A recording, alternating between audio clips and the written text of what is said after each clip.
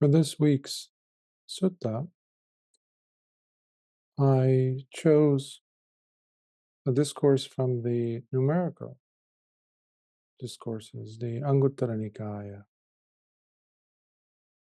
And unlike the previous few weeks where we were encountering and visiting heavenly realms, this is an event that took place here on earth with Venerable Ānanda. Some say that this took place after the death of Lord Buddha, where individuals kept coming to speak to him. And because Venerable Ānanda was known throughout the sasana, how he was the liaison, the bridge that connected society, the laity, and pretty much anyone who came in asking for questions or trying to find out answers to their questions in life and practice, they would go to him first because they knew that he was the attendant to Lord Buddha. But once Lord Buddha had died, that connection still remained. Especially now, because throughout his life as a bhikkhu, especially as an attendant, which was over 25 years of serving Lord Buddha as his attendant, he had, in a sense, made a name for himself, some might say, that he was the most approachable bhikkhu, especially of that caliber, being a chief disciple, being so close to Lord Buddha. But at the same time, seeing that he had become an arhat, now people really flocked. They came in and trying to seek his wisdom, because many had drifted away, the bhikkhus, because they realized the essence of what Lord Buddha kept on saying for so many years, for 45 years, that he who sees me sees the Dhamma.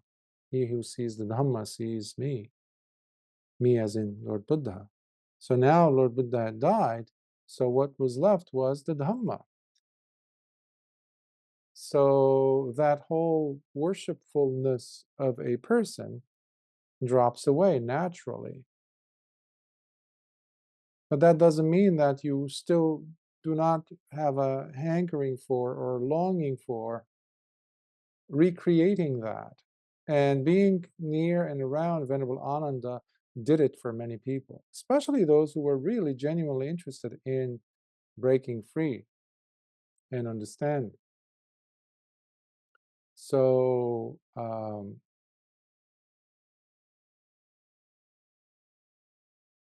approaching the sutta like that, because you know how I try to bring in the human element into the suttas, because oftentimes they're neglected, they're avoided, they're completely disregarded.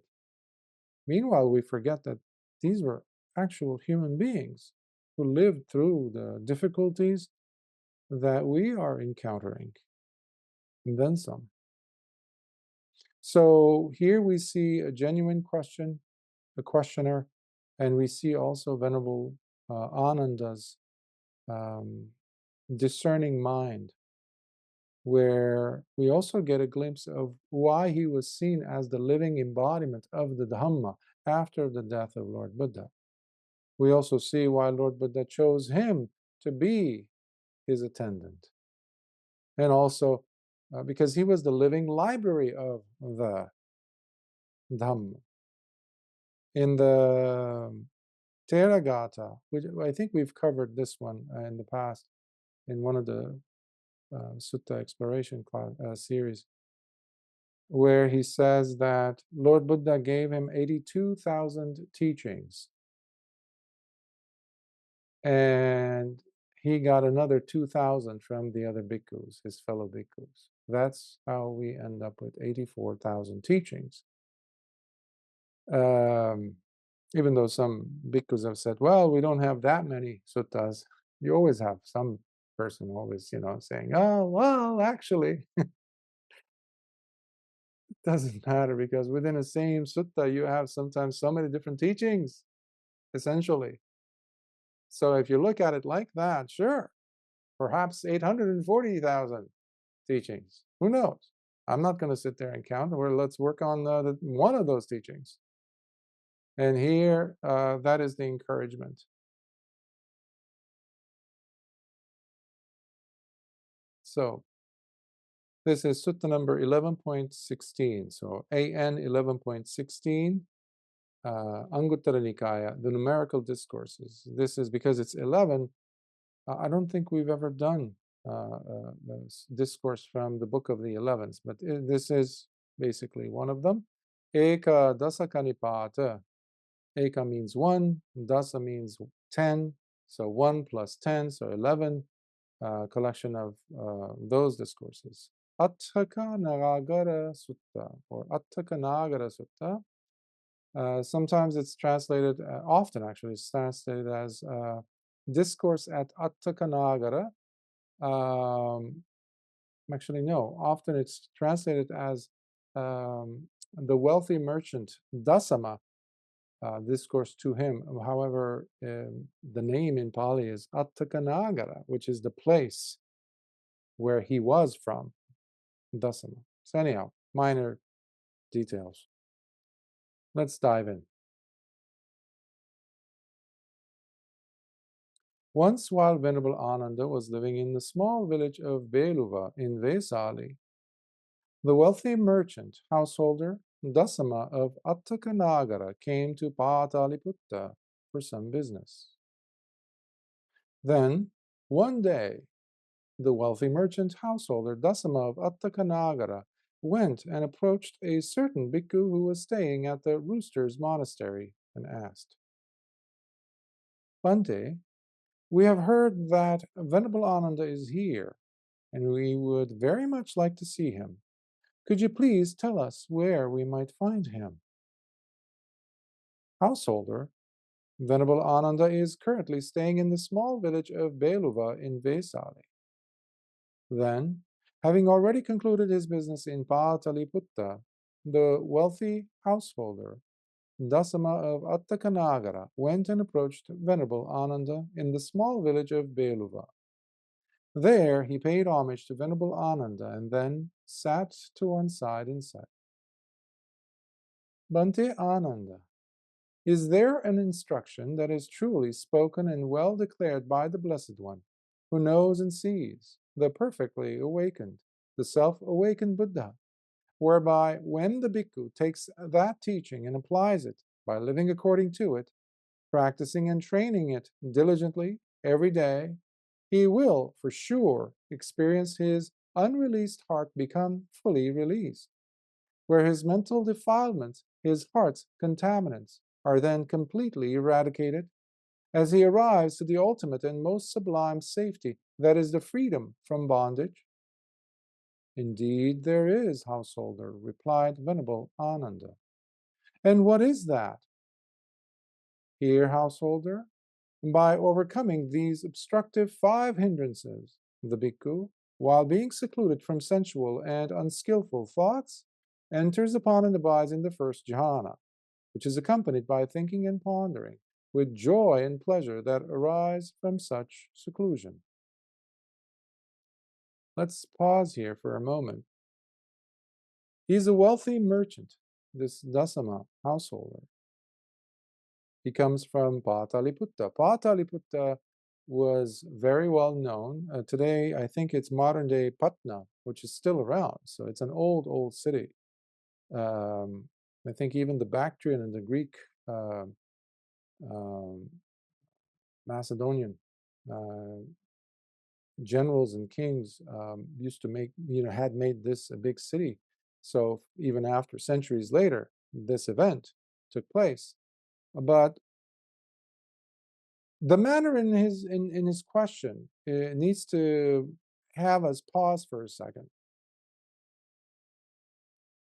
We also saw this type of a question, if you recall, last week when the king of the gods, Sakka, had gone to Lord Buddha and asked, is there a teaching that the Blessed One declares whereby, by following which, the bhikkhu can attain the freedom from bondage and become fully liberated, released, where he becomes venerated by and supreme among both devas and humans?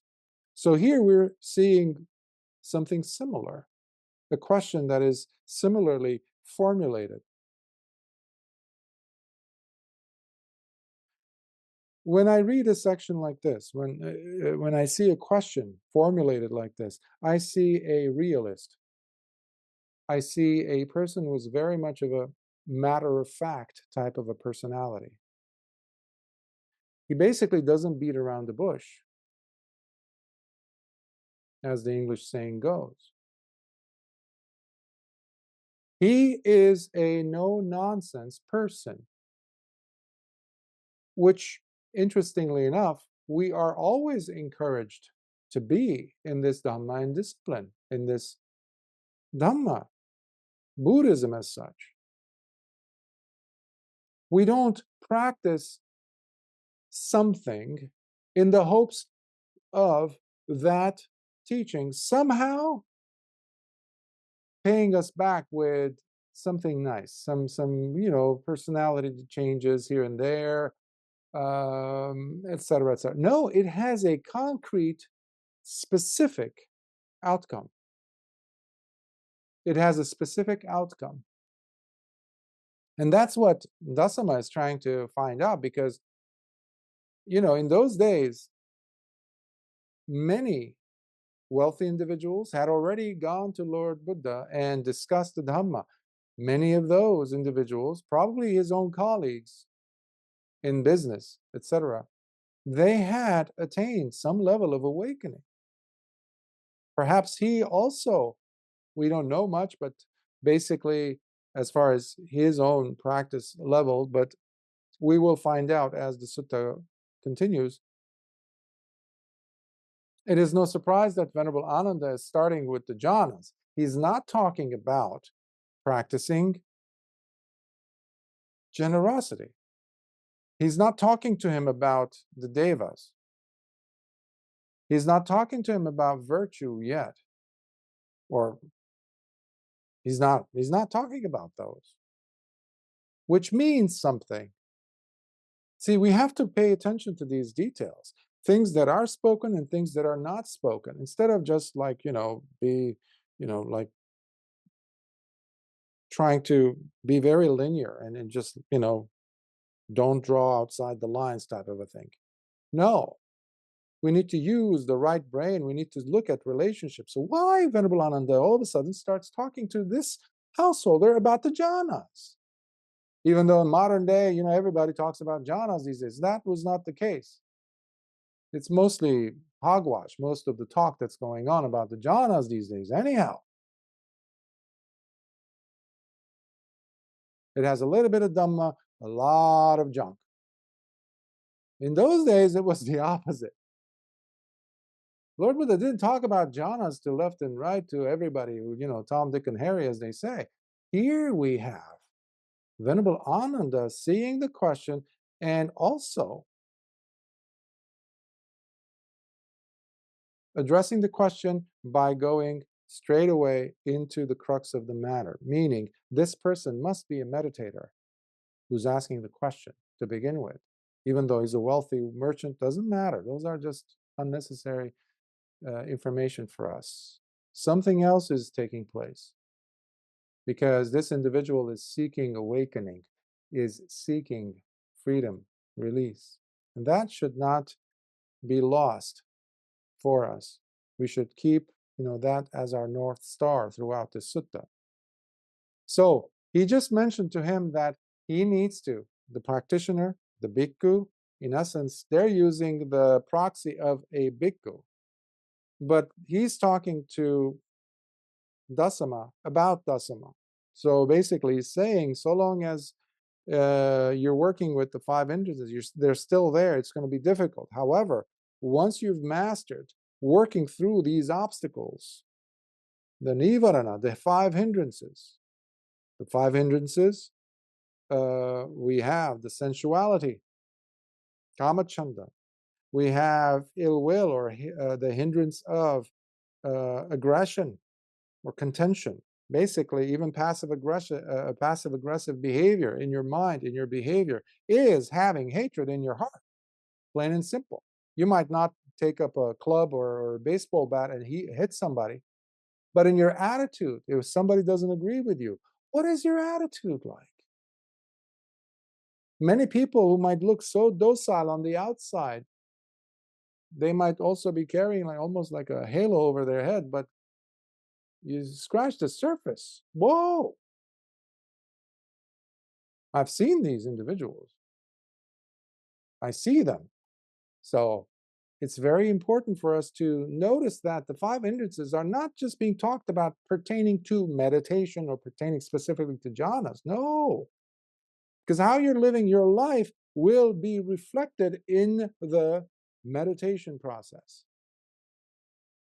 in the progress. In fact, there is no progress if you're only seeing that the nivarana, or the hindrances, only are things that you deal with while meditating.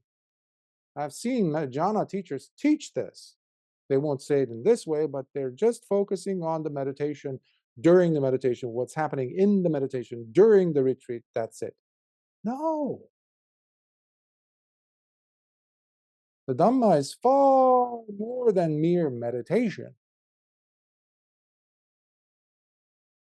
And similarly, after that, the ill will, or vyapada, we have sloth, we have torpor, the sluggishness, the drowsiness, the procrastination, lethargic, being lethargic. Then you have the hindrance of uddacha, kukucha, which are basically the restless mind, and also the constantly worrisome mind. You're always worried and regretful, also remorseful. And then we get to the fifth one, which is vicikiccha, which is skeptical doubts. When you hear Dhamma, even if Dhamma came and sat next to you, you won't recognize it because you're surrounded by your own skeptical doubts. Well, this teacher has said this. Well, that teacher said that. Or in that sutta, it says this. So obviously, this is wrong. That's why individuals, when they do come across actual noble disciples or even arahants, they will not even recognize them. Even though the person who's looking for arahants for 40 years, 50 years, has PhDs in it, Buddhism, they will not even be able to spot them with a big flashlight in broad daylight. Why? Because there's so much skeptical doubt surrounding their heart. But here we don't see that. In this wealthy merchant, the householder, Dasama, from Aṭṭhakanāgara. And Venerable Ānanda continues. Now here, the bhikkhu reflects by considering the following. This first jhana is, in fact, specifically activated and prepared, and therefore the product of volitional thinking, which is facilitating its manifestation. This is deep. So the jhanas themselves are not seen as all in all. They're not the destination, which is what people have turned them into. The jhanas are simply means to an end. They help tremendously when they do occur, but they don't occur just like that. There has been preparation in the background. If you've heard Venerable or read anything from the work of the late Venerable Bhante Jnanananda, Katukurunde Jnanananda, he talks about this, so beautifully. And it's sad that we lost him. And he himself was an arahant, scholar arahant. But he was always persecuted. He wasn't recognized. To this day, very fancy, well-known, world-renowned scholar type monastics, bhikkhus do not even recognize him. They don't even mention him in their work. Meanwhile, everybody has been taking stuff from him, borrowing things without giving credit. Preparation, sankharas, that's his term for it. Preparing. Abhisankaroti. Specially, specifically, uniquely. Here, the key thing to remember is intentionally, willed, volitionally, prepared, therefore activated. Manifestation, that's what the jhana is. So you don't become so enmeshed in it, you don't become so lost in the jhana. If it's the first time or a couple of times it's happening, fine. It's natural because the mind suddenly drops into a state where you're aware. Of course, there's thinking and pondering, planning going on. There's mental chit-chat still. However, the body is experiencing some amazing things, like goosebumps, things like that, joy everywhere.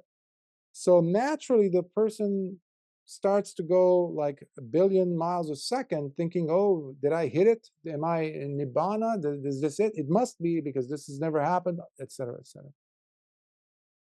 But many get stuck until they come across somebody else who actually got to the second jhana.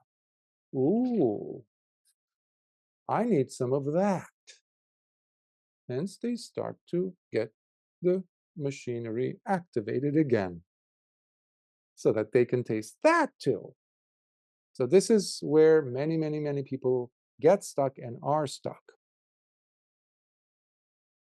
And as such, he directly understands that whatever is specifically activated and prepared, and therefore the product of volitional thinking, is itself not permanent and will thereby come to cease at some point, sooner or later, for it is unreliable. If you recall from the Aṭṭhakanāgara Sutta, which we covered for, I don't know, 5-7 weeks, discernment, wisdom, panya, is what this Dhamma offers. If it's jhana, well, other traditions have been offering in their teachings, the jhanas. If there isn't the penetration into looking at the jhana as simply a jhana, which is the result of volitional thinking,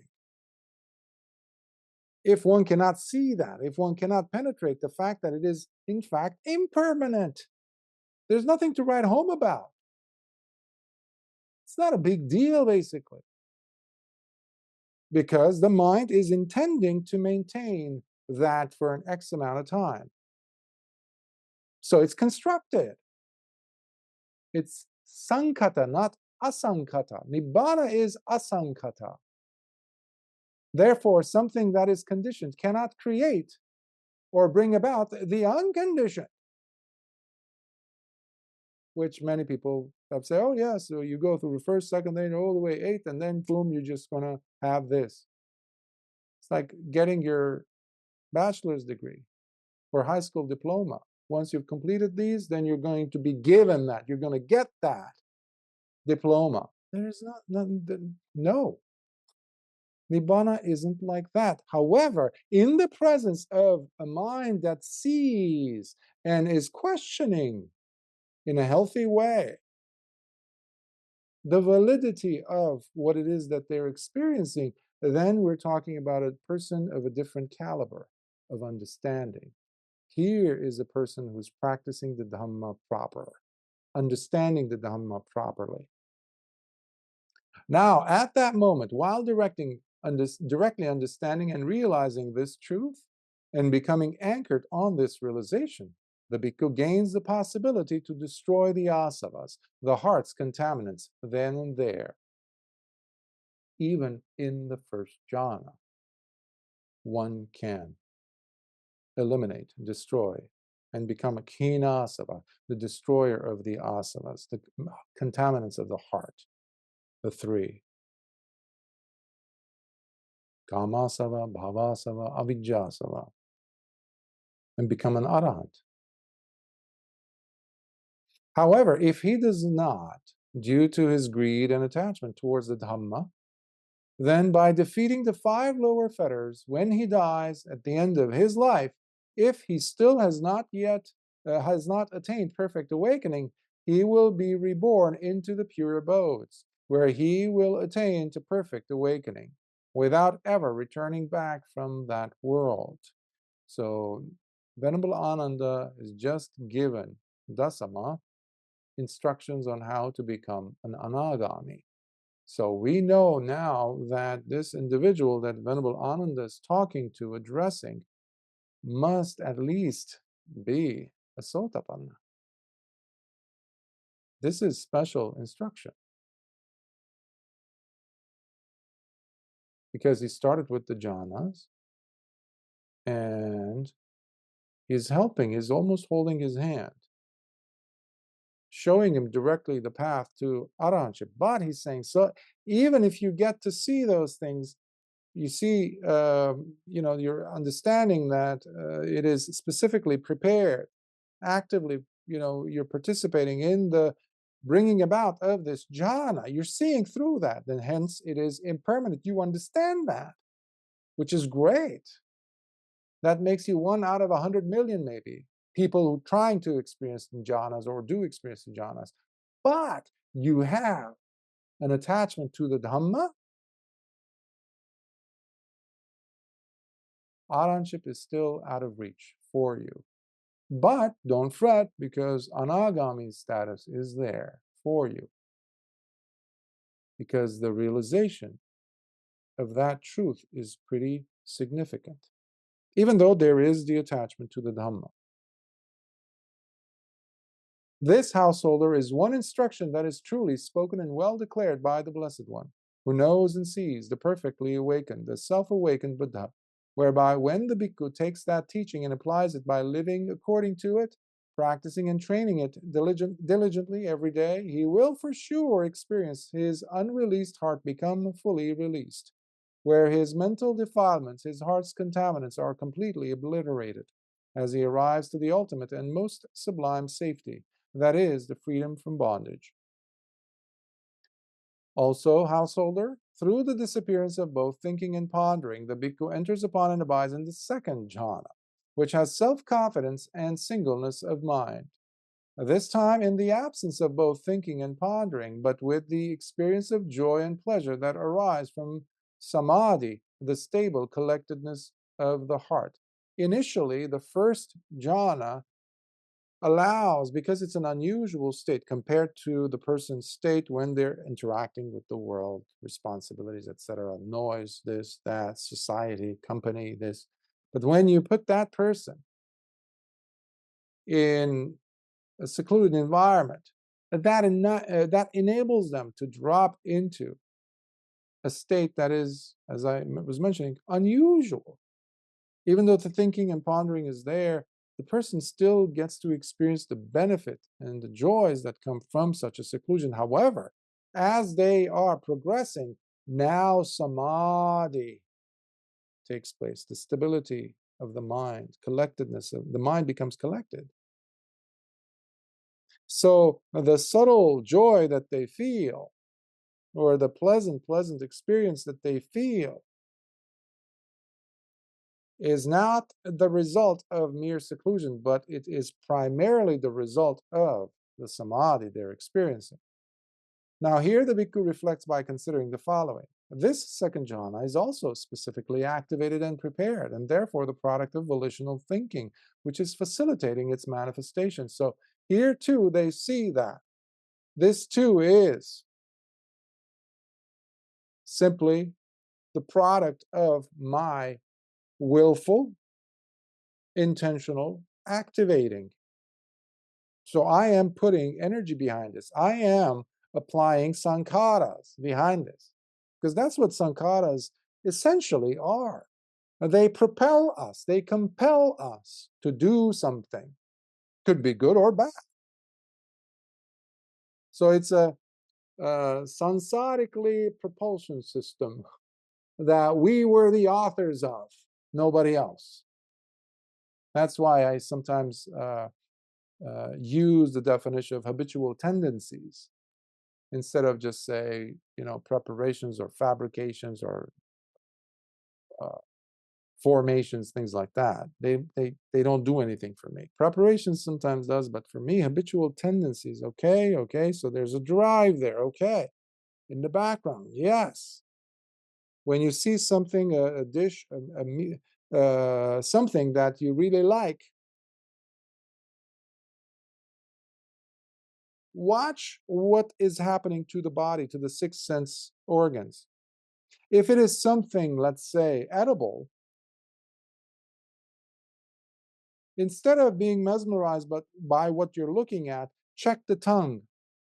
If it's something that is tangible that you could touch,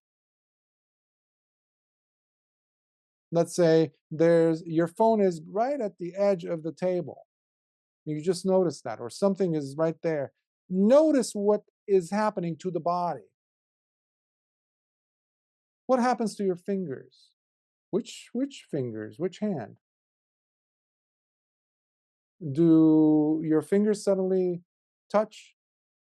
Especially if it's something that you want to reach, grab, eat, something like that, or you need to physically reach. Before the arm gets activated, before the shoulder starts pulling the rest of its, whatever is underneath it, upper arm, elbow, forearm, hand, all that. What's happening to the hand? First, something is happening. You're infusing it with energy. Something is happening. What is that? That's sankhara. But it's so fast. That's why we have to practice slowing things down.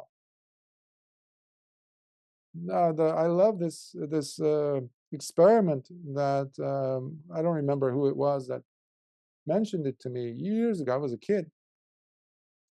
child in primary school, I think it was. Imagine a freshly cut lemon. And just to add more of a thing to it, squeeze the lemon. Somebody's squeezing that lemon. Notice if there's anything that's happening in your mouth, in your tongue specifically, around the mouth area. So what is that? It could be good, that could be bad, but either way, it is the product of sankharas. So, conditional. Now, at that moment, while directly understanding and realizing this truth and becoming anchored on this realization, the bhikkhu gains the possibility to destroy the asavas, the heart's contaminants, then and there. So here we're going to see 11 times this being repeated with each of these specific instructions for each of the jhanas, etc., moving on from the jhanas, etc. So when he dies, Venerable Ānanda says he will be attaining birth. Um, um, if he hasn't already attained in this life because of his attachment to the Dhamma, he will be reborn in the pure abodes where he will attain to perfect awakening without ever returning back from that world. Some have said, well, this actually happened to one very, very lazy, angry, stubborn bhikkhu at the time of Lord Buddha, where there was a person who attained to this level of anagami and died. And then to help his friend, who was a bhikkhu, who was the lazy one, the stubborn and all that, he came to him to help him, uh, be a true bhikkhu and really start practicing. But he starts giving that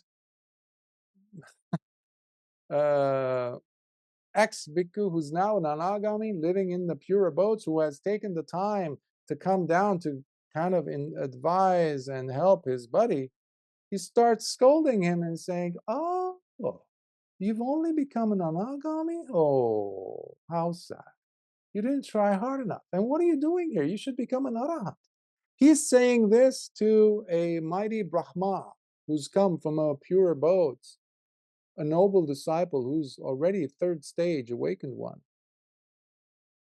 So the reason why I brought this up is because sometimes people misunderstand when they read without ever returning back from that world or pure abodes.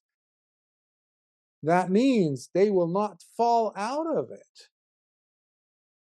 They choose.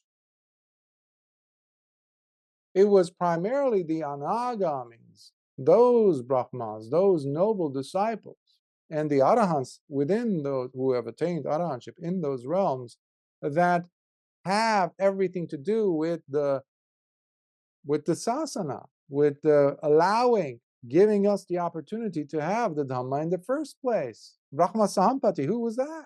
Which realm did he come from? No one asks these days. Who were those four mighty Mahabrahmas who came in and helped? They said, we want to make sure that this baby, when Siddhartha Gautama was born, they were the ones who received him. They're the ones, even today, that are helping the sasana from dying. So we owe tremendously to them. Or whatever good that we get from the Dhamma, it's all because of, primarily nowadays in these dark times, they are really, really helping us to still taste the Dhamma as it was spoken at the time of Lord Buddha. We still have that. So what is our practice going to be like? So here, can we apply that?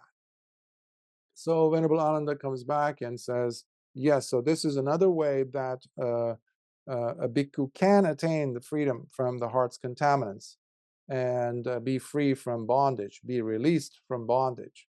Bondage here is the slavery that everyone of us who has not yet attained freedom from samsara will have to face.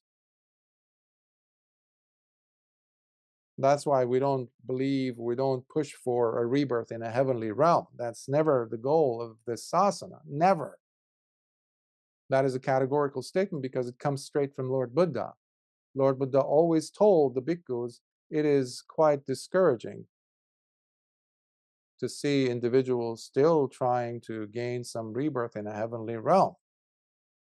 And now we have entire branches of the Dhamma, of Buddhism, teaching that, having pushed the possibility or the reality of Nibbāna in their life to be experienced, Ditteva Dhamme in their lives, pushed it so far away that it's impossible for them to attain. And that's doing a huge disservice. You're working, actually, you're on the payroll of Mara, basically, as I see it. If you push away Nibbāna, if you push away the urgency from the heart of the practitioner, then you are one of the stewards, one of the captains of Mara. Plain and simple, even if you're wearing robes in this tradition, let alone the Mahayana or the Vajrayana. Anyone who delays the student's progress, pushes away, puts a ointment and balm and says, it's okay, you don't have to be so driven. You don't have to understand the Dhamma that much. Just focus on, let's say, the Jhānas or this type of meditation, that without panya being attained. Without panya, there's no Dhamma. Plain and simple. Further, householder, with the disappearance of joy, the bhikkhu later comes to rest in equanimity, mindful and fully aware, as he experiences both pleasure and happiness within the body. This happens to be the third jhana, for which noble ones state, such a serene person mindfully rests in happiness, with an ever-present sense of equanimity. So obviously, when the person is in that jhana, particularly the third jhana, they are now tasting more and more equanimity, something that was unprecedented. Hence, The tiniest little twitch, this and that, the subtlest movement, they detect and they quickly brush aside. That's why already in the second jhana there was no chit-chat in the mind, especially now. Otherwise, they will drop out from that jhana. Now here the Bhikkhu reflects by considering the following. This third jhana is also specifically activated and prepared, and therefore the product of volitional thinking, which is facilitating its manifestation. So all these bells and whistles of the jhana that I'm experiencing, I hate to say this, but I think it's simply the product of my efforts. For so many people, that's a downer. That makes them, it takes this something sublime out of the experience. Many people have called this as their Nibbāna. They ran with this, as they say. They took this and ran with it.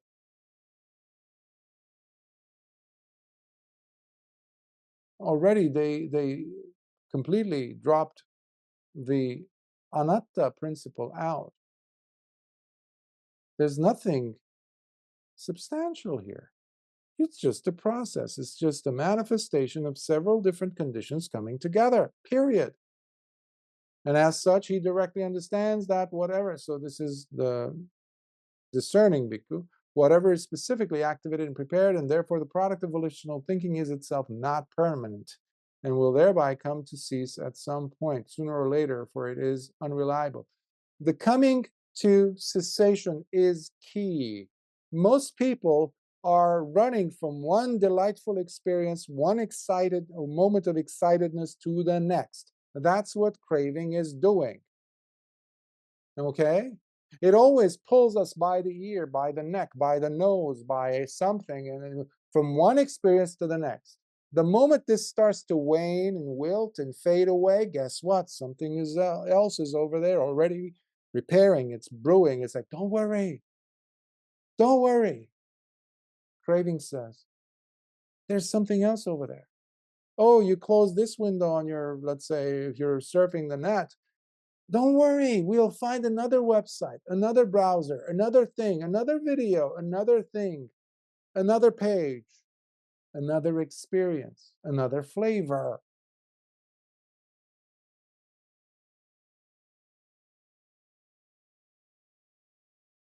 But a person who is looking at the cessation aspect of things, they are looking and saying, hold on. What happened to that other thing that just died? This other breath that's just ending now. This other thought that seemed like it's the end of the world if I don't engage in it fully. And now you're giving me another thought, another sensation for me to run after?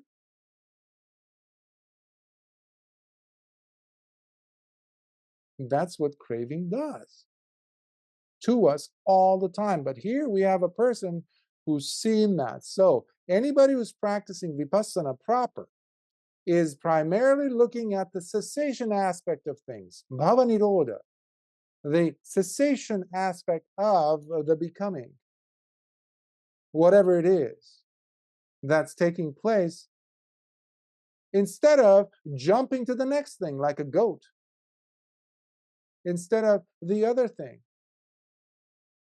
In Pali is tatra tatra bhinandini. Here and there seeks delight. Here and there. That's craving.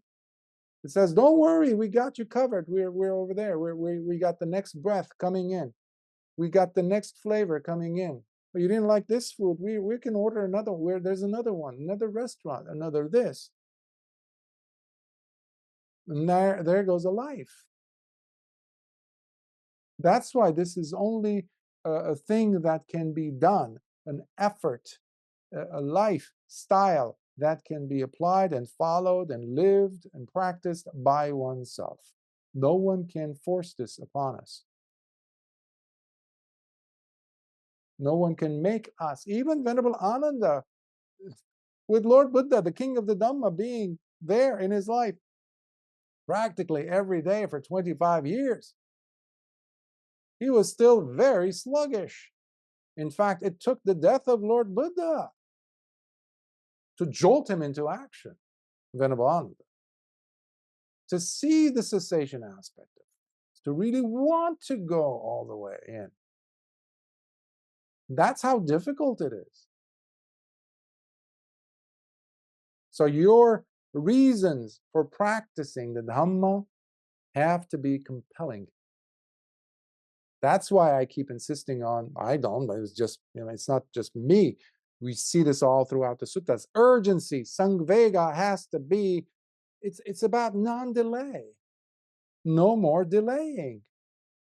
Otherwise, your effort cannot be extraordinary. And Nibbāna itself is extraordinary. It's not something mediocre. So it demands from us an extraordinary level of effort. But the effort that's supposed to be extraordinary, where can it come from? How could we muster it? Unless we do have a compelling, extraordinary reason, urgency. That's why only a person who has seen pain, who has seen suffering, could be physical, emotional, psychological, sociological, whatever, but pain, they realize the power that samsara has upon us. And we are on the slaughter. We're on our way to the slaughterhouse. We're being pulled. We're taken. So long as we're born, we're guided there. We don't have to do anything. Just follow these patterns.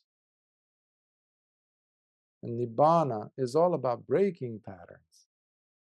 The Dhamma is all about breaking the pattern of sankharas. So again, Venerable Ānanda says that such a person, if they don't realize arahantship in this life because of their attachment to the Dhamma, they will be reborn in the pure abodes. That's another way where a bhikkhu can attain freedom from bondage. Number 4, afterwards, so I'm summarizing those because they're there. The PDF is available online. Please do follow. Later on, just go on your own at your own pace, carefully reading those lines section by section, please. I'm just trying to make do with the time we have. Afterwards, householder, by giving up both pleasure and pain and having already gone beyond joy and anguish, the bhikkhu remains in a state of purifying mindfulness with the ever-growing sense of equanimity, while experiencing neither pleasure nor pain, having gone beyond both as he attains to the 4th jhana. Many of us practice the jhanas because of the grip that joy has upon us, the pleasurable. Many people become sad, depressed even, because they're not feeling anything. They think something is wrong. I'm not feeling pain, but I'm not feeling pleasure. So they drop out, and what's left is the fact that they have pain. They drop out of that 4th jhana. So they're no longer neutral. So neutrality in its ultimate form as upekkha is looked down upon by our society. So some teachers, some writers, what they've done is to circumnavigate this hurdle and still have students be interested. And they start talking about the other jhanas, arupa jhanas, the formless realm. So now, instead of just being craving for sensuality of things, physical, taste, this, that, so now they shoot for different type of craving, meaning the arupa jhanas, the formless realms, meaning whatever comes after the 4th jhana. So, despite the fact that they're not feeling or they're not experiencing the ups and downs, they still remain in the clutches of ignorance because they are now proceeding on the jhanic ladder, if you will, simply because they want to taste more. They want to see what's behind door number 6, door number 7. That shouldn't be the reason why you're compelled to practice, to taste something that you haven't tasted. It's like somebody who is on an endless journey to taste all the fruits that are available in the world, all the exotic fruits in the world. They researched, or the different types of teas. I think I've seen once an article of a person who has gone visiting or tasting coffee at every single Starbucks in the world. What a loser, I think. What a waste of time. Unless you're exploring the interactions between people and you're eager to find out how people are preparing the coffee, that completely changes it. So you're not a slave to your taste buds to yes, later on to put it on your, I don't know, Instagram or some Facebook thing. Yes, I've done this with evidence, with pictures. No. But that's what we're doing, going from the form jhanas to the formless jhanas.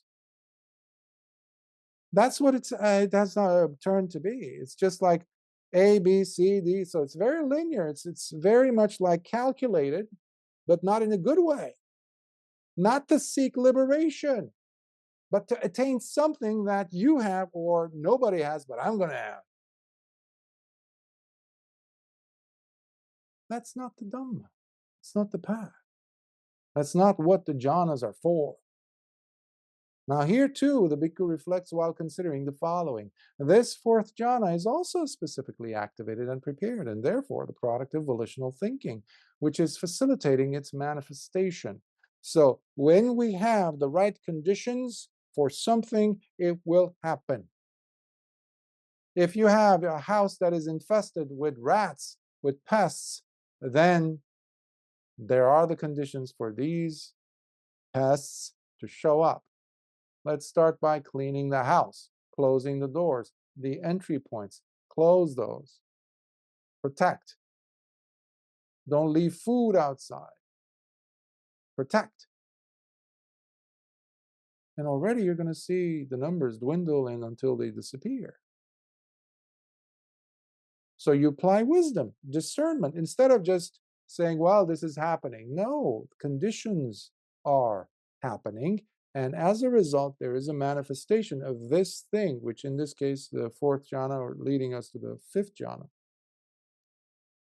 So he directly understands that whatever is specifically activated, prepared, therefore the product of volitional thinking is unreliable. So let's move on to the fifth.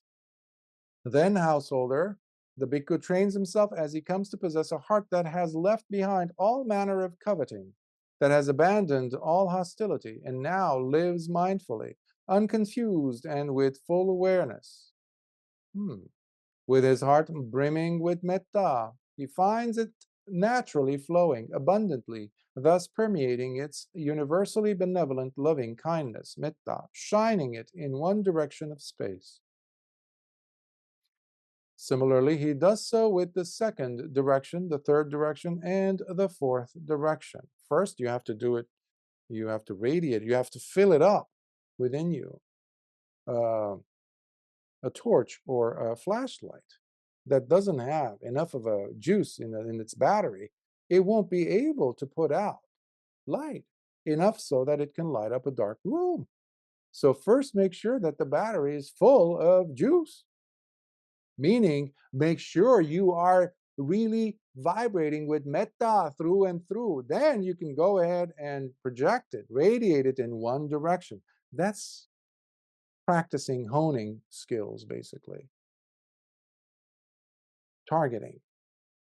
And once you're comfortable with one direction, you're comfortable pulling it away from that one direction, then you apply it in another direction. Sometimes people ask me, Bhante, is it okay if I start instead of to the left, to the right? Is that okay? It's perfectly fine. And then you do the third direction and the fourth direction. And then in the same way, he continues spreading it in the direction above him, below his feet, permeating it all around him, and finally, much like a sphere, radiating in all directions at once. So now you're like a globe, encompassing all beings everywhere with universally benevolent loving kindness, as if to himself.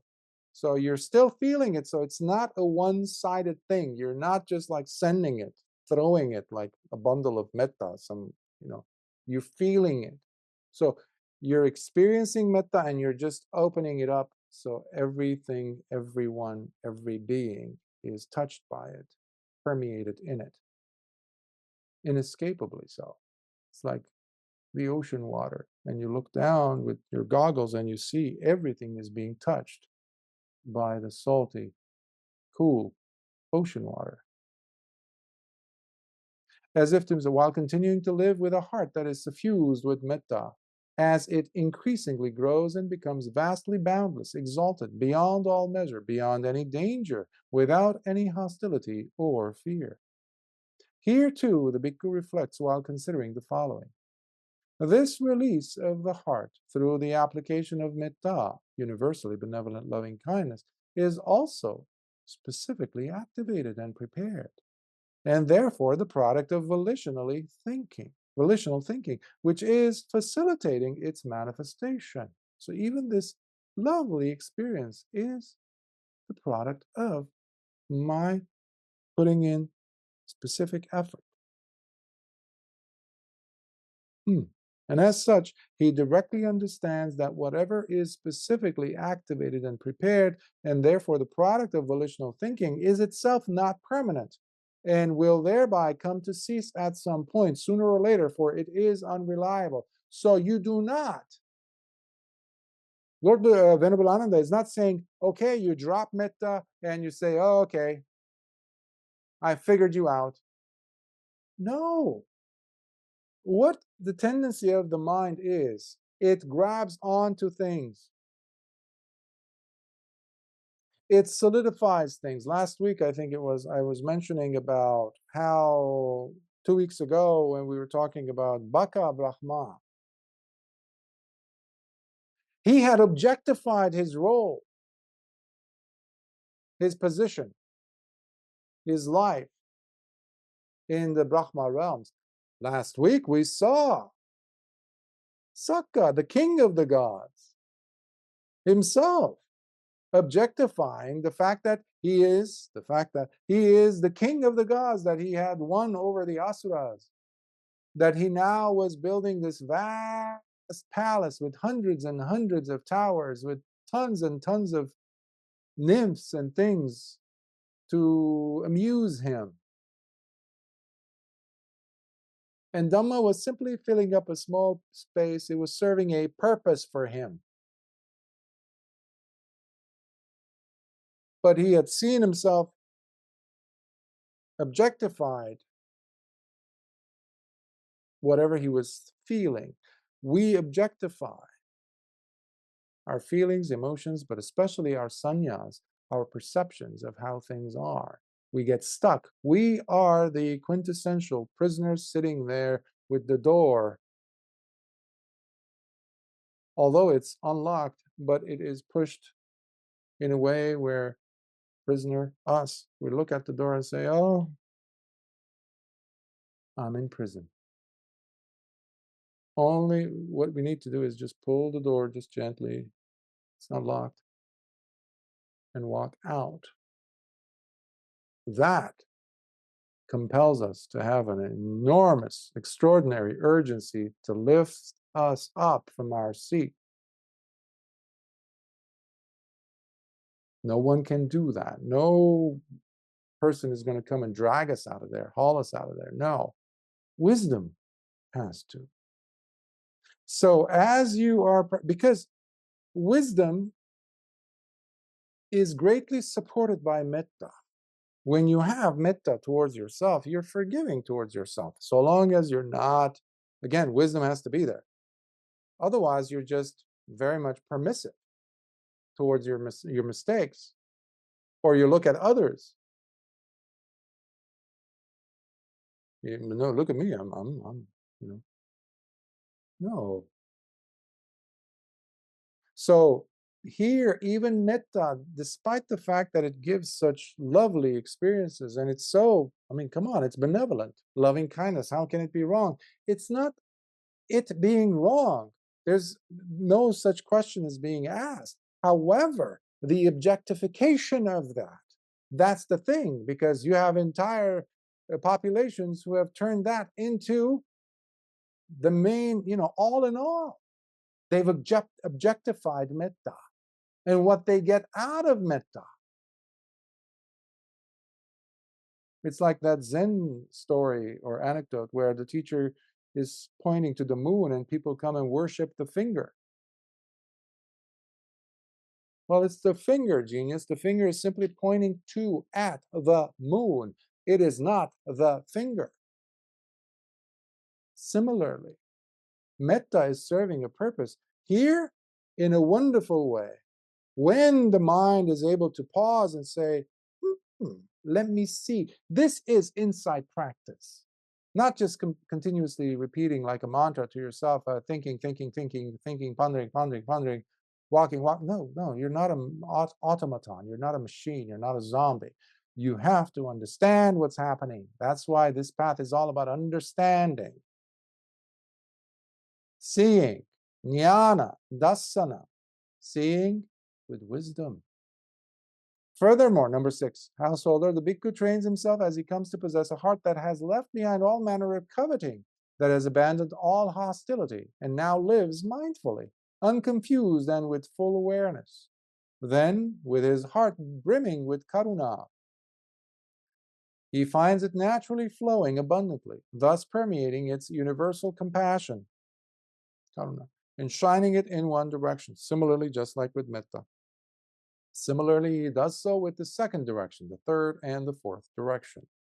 In the same way, he continues spreading it in the direction above him, below, permeating it all around like a globe, and finally, much like a sphere, radiating in all directions at once, encompassing all beings everywhere. You're not doing, yes, those people over there, except for you guys over there. No, it's everywhere. When the sun shines, it shines everywhere. When the clouds pour, they pour on everything. The raindrops fall on everything that's underneath it. The clouds don't say, well, yes, except for that patch of land over there, we're going to avoid that. Sometimes we intellectually understand this. We even might find it whimsical or funny. But when it comes to our practice, we very much do that. If anyone is left out, in many cases, based on my experience with students, one leaves oneself out. That's why they simply are thinking about the others. Others. Well, wait a minute. What about you?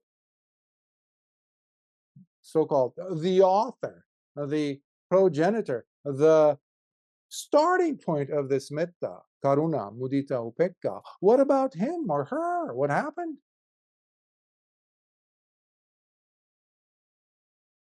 That is another form of idiocy.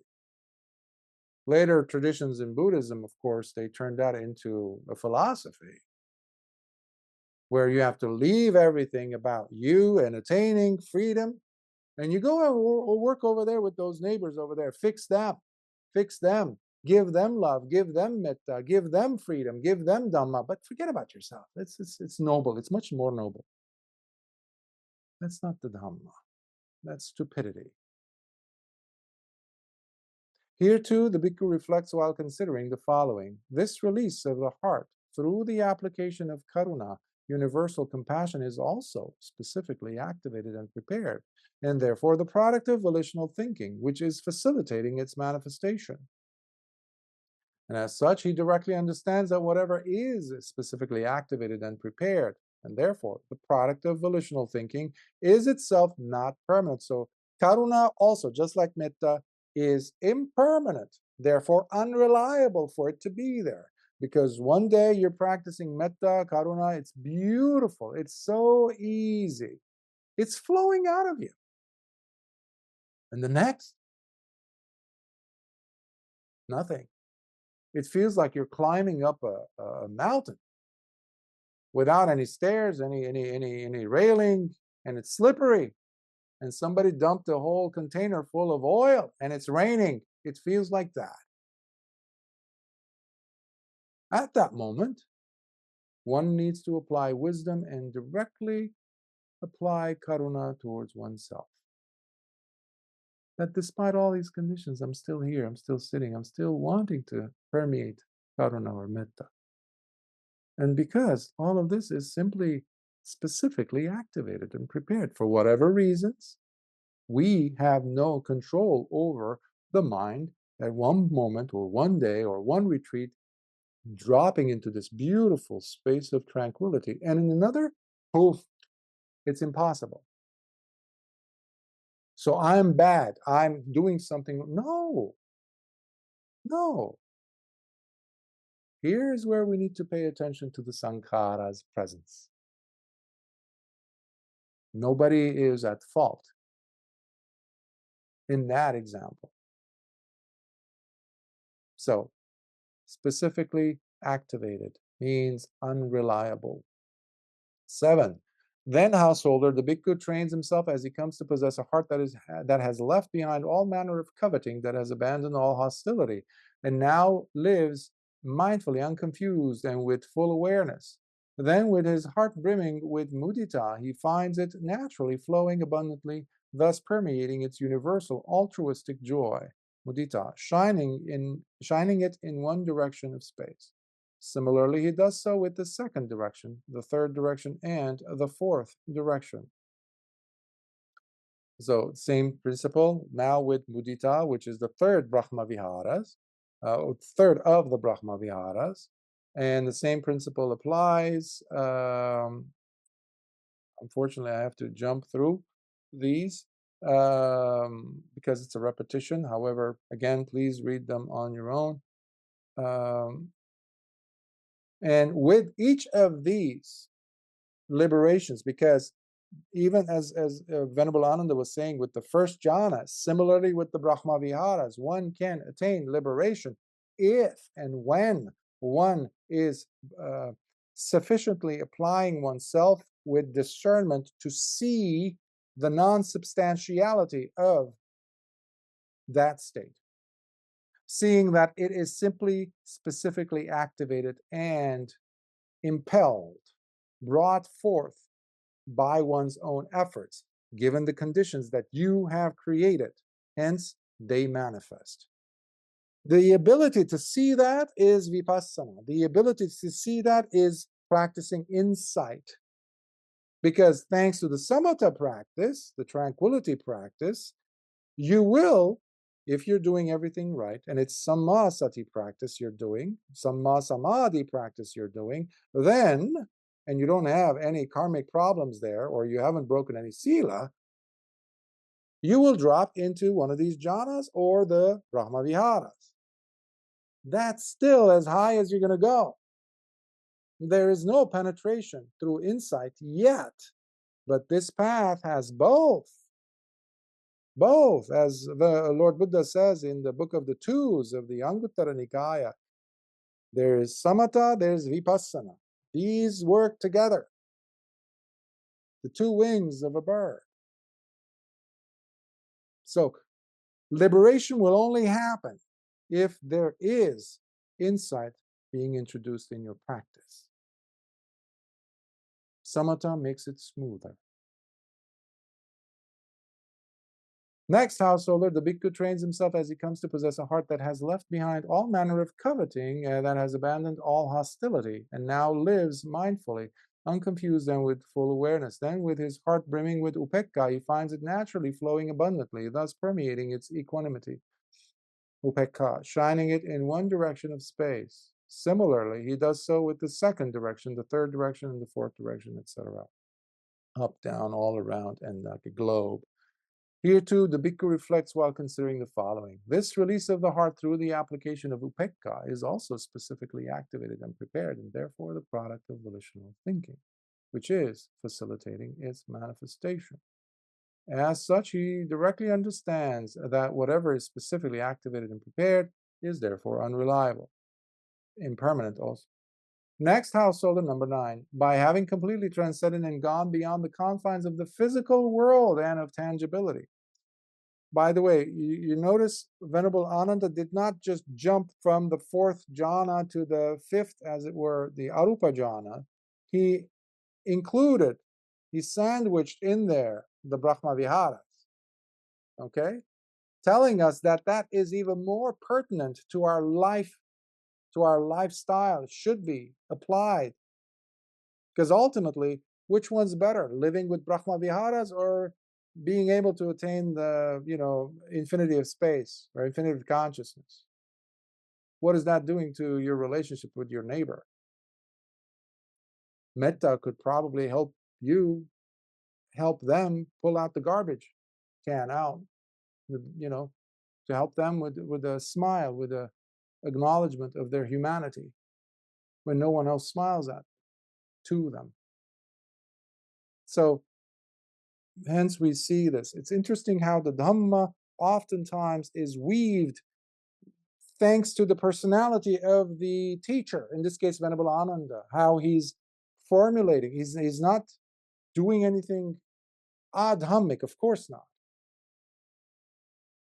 But he's also very much a teacher because he's listening and seeing and knows this person, the listener, Dasama of Aṭṭhakanāgara, and he's giving him the right message, the right instruction, just like a physician does, or is supposed to do, with the right dosage of medicine that he needs to cure him, not to treat him, to cure him. Modern-day doctors don't use the term cure.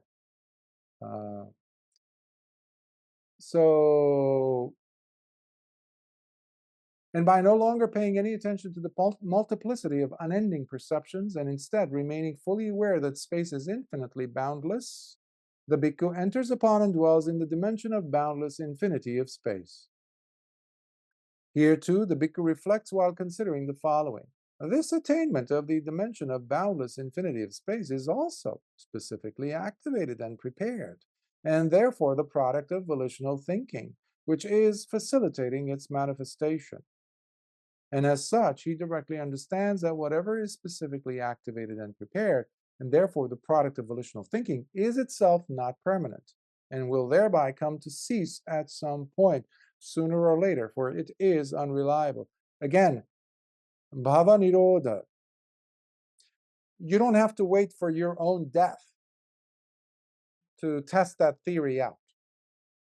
During the day, you're having many, countless experiences, in fact, where things are coming about, they're sprouting, they're starting, they're being born, a thought, a breath, an idea, a perception, a feeling, a concept, a memory, and inevitably, 100% of the time, they are also ceasing, ending.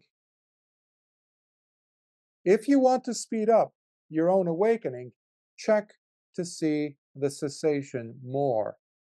Be a little bit more curious about the ending phase rather than being excited about the beginning phase of things.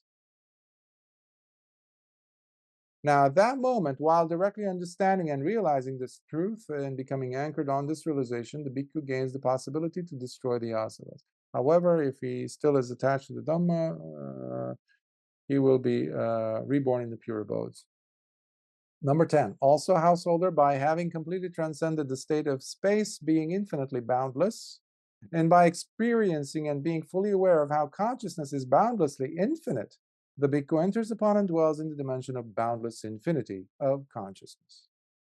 Here too, the bhikkhu reflects. This attainment of the dimension of boundless infinity of consciousness is also specifically activated and prepared, and therefore the product of volitional thinking, which is facilitating its manifestation. And as such, he directly understands that whatever is specifically activated and prepared, sooner or later will come to cease, because it is not permanent, it is unreliable. And the same instruction now, I will read the full of number 11. And householder, by having completely transcended the state of consciousness being infinitely boundless, and while experiencing and remaining fully aware that there is nothing at all, the bhikkhu enters upon and dwells in the dimension of nothingness. Here too, the bhikkhu reflects while considering the following.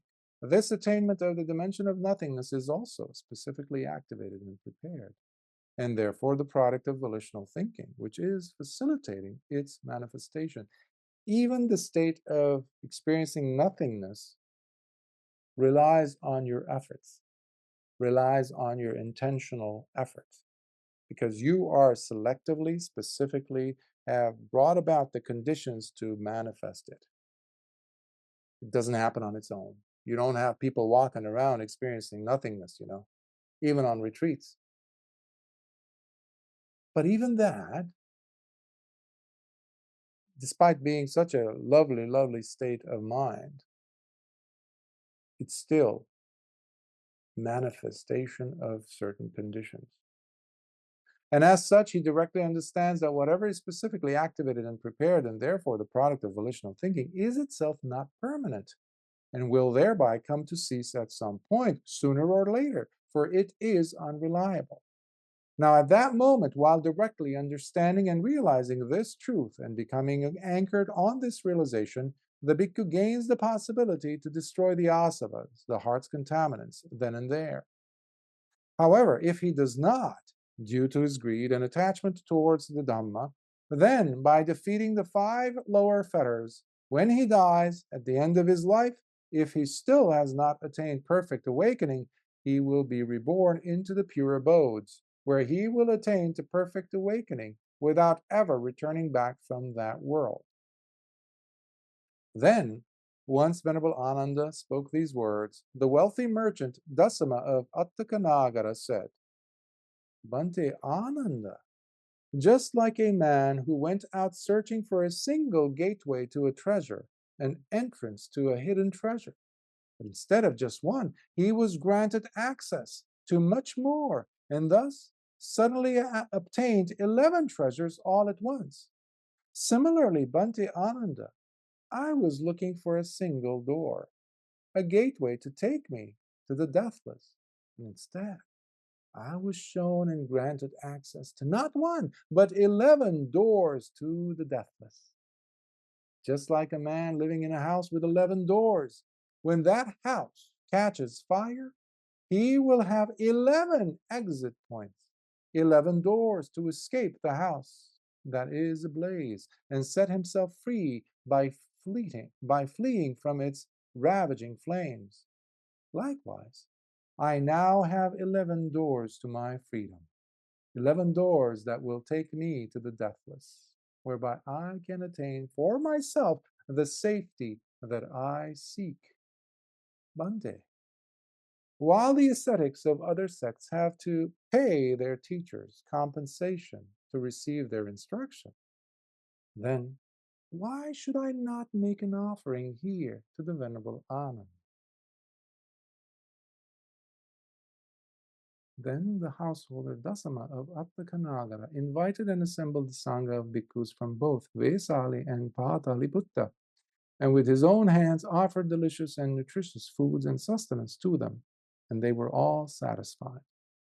Afterwards, he also gave each bhikkhu a set of 2 robes and offered Venerable Ānanda a set of 3 robes. He also built a dwelling big enough for 500 monks and donated it to Venerable Ānanda. So,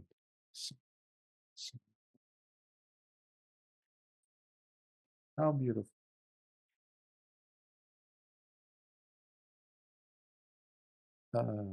Yes.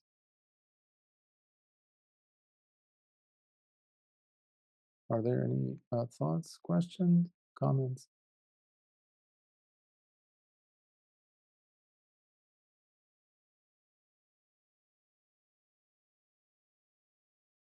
It is, it's interesting to see that people have changed, societies have changed, but not as much. And key thing I think I encourage you to do is to remind yourself of,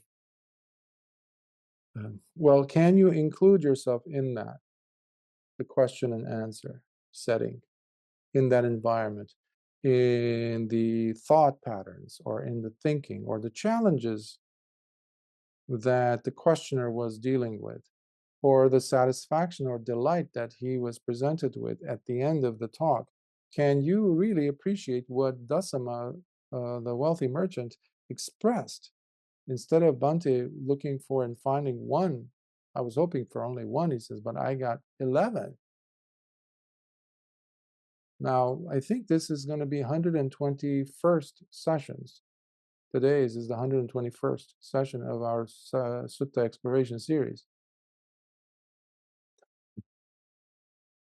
I'm not equating the two, of course, the 11 doors that Venerable Ānanda gave, but the suttas, that's what we're after. Suttas and what is presented within the teaching of Lord Buddha. He's our teacher. The Dhamma is the teaching. How has the Dhamma helped us? How is it helping us? And is it the fault of the Dhamma if I'm not progressing? The Dhamma is there. It's in fact inert. It's not even in books. You bring it to life with your practice. But we need to be reminded of something that is compelling, and that is what I always go back to, the urgency. You need to be triggered by something massive. You need to, but you can't do that if you're being dishonest with yourself. If you have some fake things out there that you use as your impetus, as your launching pad, you're not looking at the real part of your life that is hurting. You're avoiding looking at. And that's why honesty is so important, truthfulness towards ourselves. There is where you're going to find the urgency. It's like a dynamite. It's a big, powerful blast that pushes you. Siddhartha Gautama's reason for pursuing the Dhamma was compelling to him, for him, in fact, for us, and countless, countless beings. And most of us have to just drag ourselves and our own lives, maybe very, very close people if you're really associated with some people in your life. But is your reason compelling enough to be practicing? Otherwise, this is just another thing that you're doing. And Dhamma is much more than that. It's a way, the way out of pain and suffering. But first we need to evaluate the suffering and to see it for what it is and not lie to ourselves. Because lies and Dhamma cannot coexist. Just like wisdom and stupidity cannot coexist. They can't. Something's got to go. Anyhow, if there are no questions, let us transfer some merits. Akasatha chabumata devānaga mahiddhika punyantang anumuditva chirang rakhantu lokasāsanam. Akasatha chabumata devānaga mahiddhika punyantang anumuditva chirang rakhantu desanam. Akasatha chabumata devānaga mahiddhika punyantang anumuditva chirang rakhantu mam param. Sadhu, sadhu, sadhu. May you all be well.